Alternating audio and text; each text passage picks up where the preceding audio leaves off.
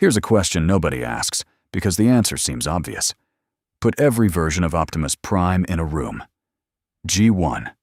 Animated. Prime. The movies. The comics. Every alternate universe. Every reimagining. Every reboot. Let them fight. The last one standing wins. Simple, right? Except it's not. Because the moment you actually sit down and think about it, really think about it, you realize something uncomfortable. These are not the same character wearing different paint. These are fundamentally different beings who share a name, a face, and almost nothing else. Different power sets, different traumas, different moral lines, different definitions of what winning even means. And some of them would not hesitate to put the others in the ground. So let's do this properly, version by version. No fan loyalty. No nostalgia. Just an honest answer to a genuinely ridiculous question. Start with the original, Generation 1 Optimus Prime, the one who started everything. G1 Optimus is not the most powerful version of this character.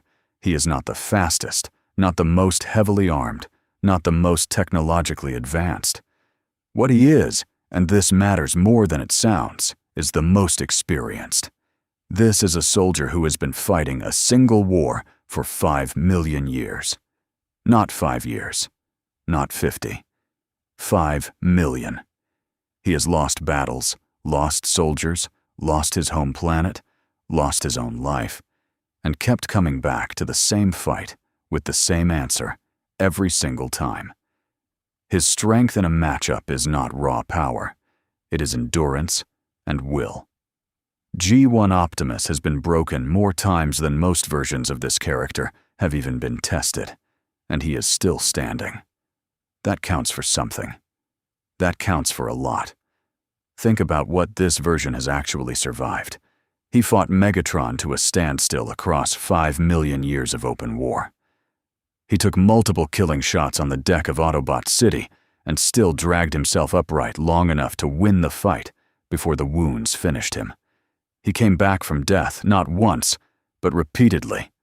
Reanimated, reprogrammed, resurrected.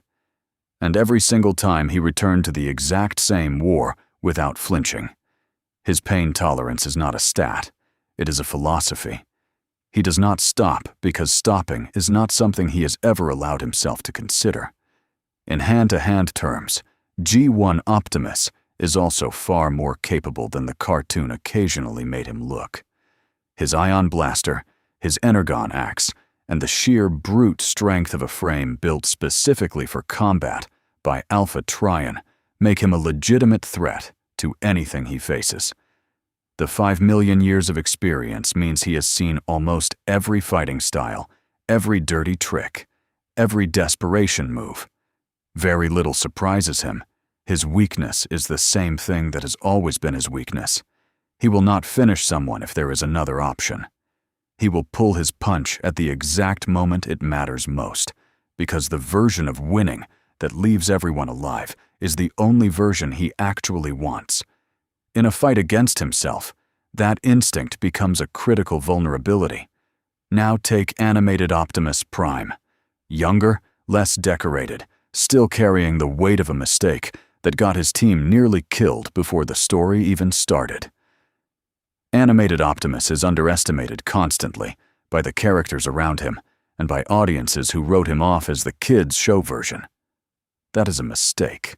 He is fast, creative, tactically unpredictable, and has something the other versions often lack: genuine hunger to prove himself. He is not yet the symbol. He is still trying to become it. That makes him dangerous in ways a finished hero is not. It is worth remembering what this version is actually carrying into this fight.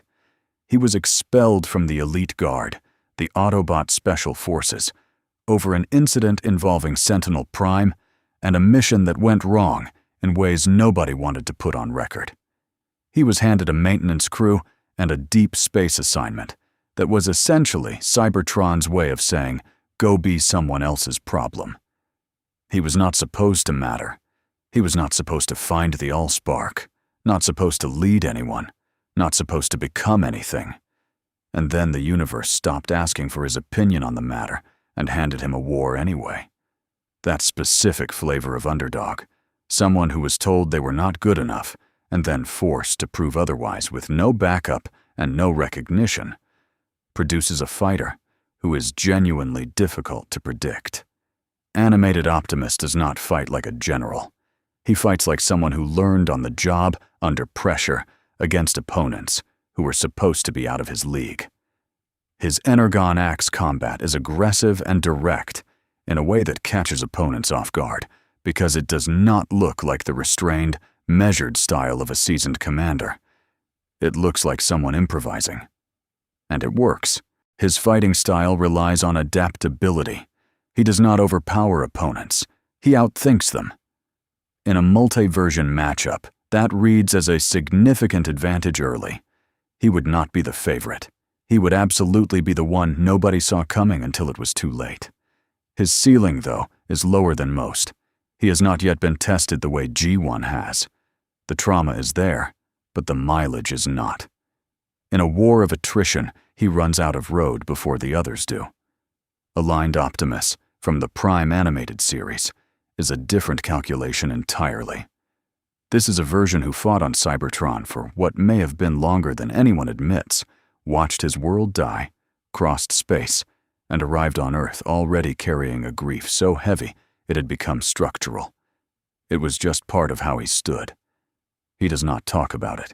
He carries it the way old soldiers carry old injuries, without ceremony, without complaint, because there is no point in doing otherwise. Prime Optimus is arguably the most physically imposing of the main continuity versions. He is large, heavily armored, and hits with the kind of force that ends conversations quickly. In a direct confrontation, he does not lose to many things. His tactical instincts are sharp, his composure under pressure is almost unreasonable, and unlike G1, he has been pushed to the actual edge, and held it. His limitation in this matchup is emotional rather than physical. He carries others too hard. The moment any version of himself is genuinely hurt in front of him, Aligned Optimus will hesitate.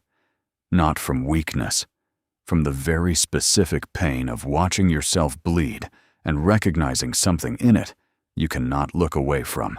Now the movies. Bayverse Optimus Prime. Let's be direct about what this version is, because people either refuse to take him seriously or take him far too seriously. Movie Optimus is the most outwardly violent version of this character ever put on screen. He does not restrain himself. He does not offer alternatives. He has decapitated enemies, executed surrendered opponents, and in at least one film told his own team to stand aside while he handled things in ways that made everyone uncomfortable. And it gets darker. By Age of Extinction, this version of Optimus Prime has been hunted, dismantled, and left for dead by the very humans he spent 3 films protecting. That experience does something to him that the other versions never quite go through. It breaks a specific kind of trust. The G1 version loses Cybertron and keeps believing in something. The Bayverse version loses his faith in humanity and becomes something noticeably colder on the other side of it. The warmth does not disappear entirely, but it is no longer the first thing you encounter when you meet him. The first thing you encounter now is the sword. By the time of his later appearances, Bayverse Optimus is fighting with a barely contained rage that the other versions actively suppress. He is not broken. He is not villainous. He is a version of this character who has been pushed past the point where restraint feels like a virtue and has not yet found his way back. That is a specific and genuinely frightening headspace to fight someone in. In a pure combat scenario against other versions of himself, Bayverse Optimus wins more rounds than anyone wants to admit. He is brutal, he is fast for his size, he fights dirty when he needs to, and he does not carry the same moral hesitation the other versions do. The compassion that makes G1 Optimus pull his punch is considerably quieter in this version. When Bayverse Optimus decides someone is a threat, the conversation is over. His weakness is strategic depth. He makes decisions in this version, repeatedly, that a more experienced or more restrained tactician would not make. He leads with aggression, where patience would serve him better. Against opponents who can outthink him, that is a problem. Against opponents who fight the way he does, he is devastating. Then there is the IDW Comics version, the one who inherits the weight of the entire Cybertronian political structure, not just the war. The Optimus Prime who has to reckon with what it means to bring his ideology to a planet that did not ask for it. The one who, in some storylines, has to genuinely sit with the possibility that being Optimus Prime, being the symbol, being the cause, might have done as much damage as it prevented. This version is the most philosophically complex of the major interpretations. He is not the strongest, not the fastest, not the most ruthless, but he has spent more time thinking about the cost of what he does than almost any other version. In a fight, that reads as hesitation.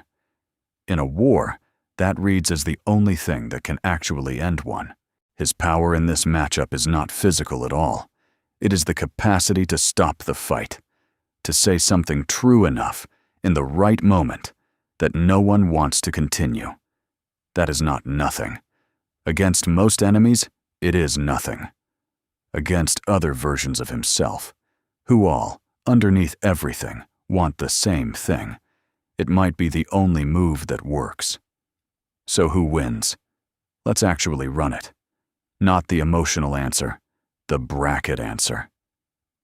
Round by round, version by version, if you forced every one of them to actually fight.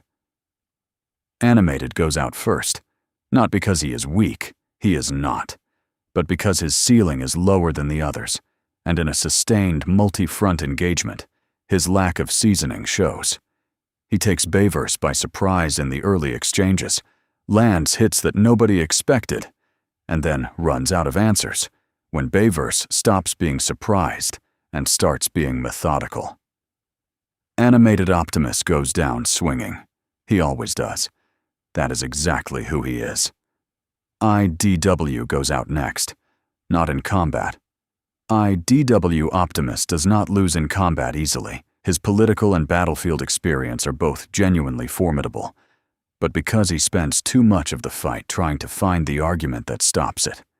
He's looking for the diplomatic solution in a room that stopped being diplomatic when the first punch landed.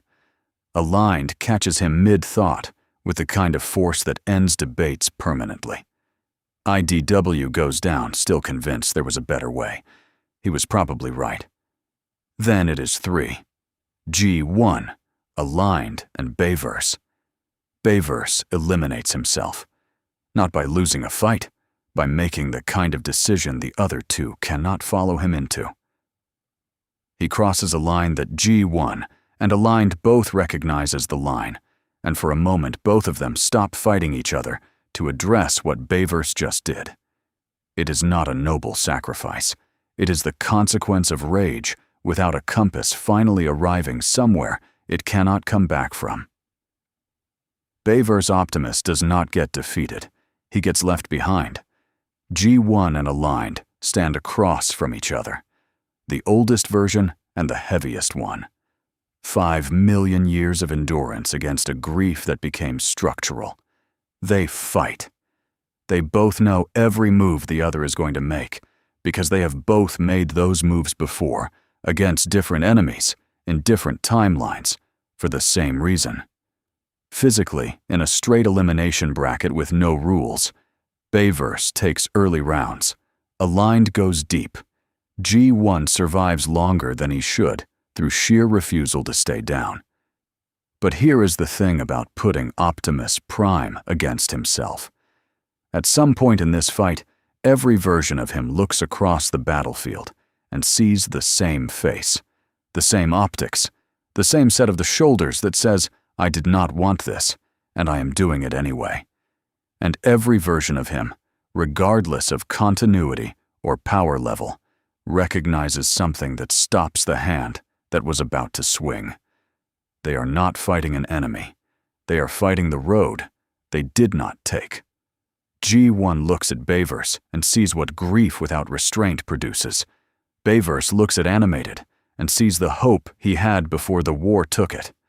Aligned looks at IDW and sees the question he has been afraid to ask out loud. Animated looks at G1 and sees exactly what is coming for him and chooses to show up anyway. Nobody wins. Not because they are evenly matched, because they are all the same person. And the one thing every version of Optimus Prime has in common, the one line beneath all the different armor and all the different timelines, is that he does not fight himself. He never has. He just fights whatever the universe puts in front of him, and then gets back up. Freedom is the right of all sentient beings. Every version of him said that. Every version of him meant it. That is the only answer to who wins, till all are one.